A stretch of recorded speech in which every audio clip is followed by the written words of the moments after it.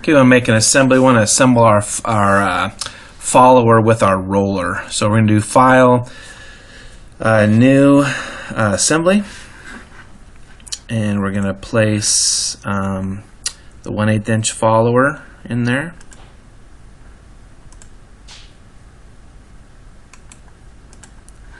And we'll go ahead and we will also place the roller. Mine's called roller 2.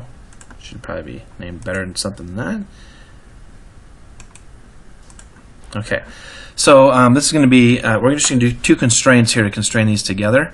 The first thing I'm going to do is I'm going to, I actually want to come to this 1/8 inch follower, the origin, and I want to, this YZ plane, I want to actually turn that plane on. So I'm going to right click on there and do visibility.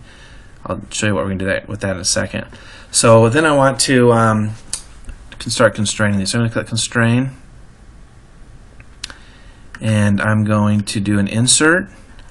I'm going to grab this, so I have the whole axle here, and I'm going to insert into this hole. Now if you look at here, if I click on the edge, it's going to insert just right there at that circle. But if I come down a little bit, you'll see the bottom of the hole. There's the bottom of the hole.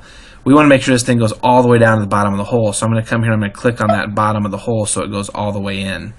I'm going to apply that. The other thing I want to do is called an angle constraint, because I want this plane that I put in this thing, I want it parallel to this, to the side of this thing. So basically I want to angle constrain it at the same angle, so 0 degrees. So I'm going to click angle constraint there, click directed angle, and then I come here and I select that YZ plane, and I select the outside of this thing here, and that spins that plane. It spins this little follower inside the hole so that that's lined up.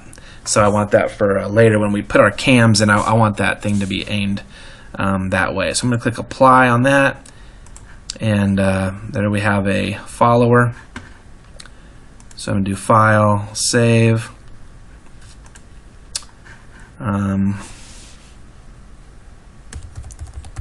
Follower assembly. You might have thought, well, we're going to have 2 followers. Why didn't I make another one? Well, all you have to do is make one, and you can bring this follower assembly into the overall assembly that we're going to make, and you can bring it in twice. So we don't have to make 2. We can just make one and bring it in twice later on.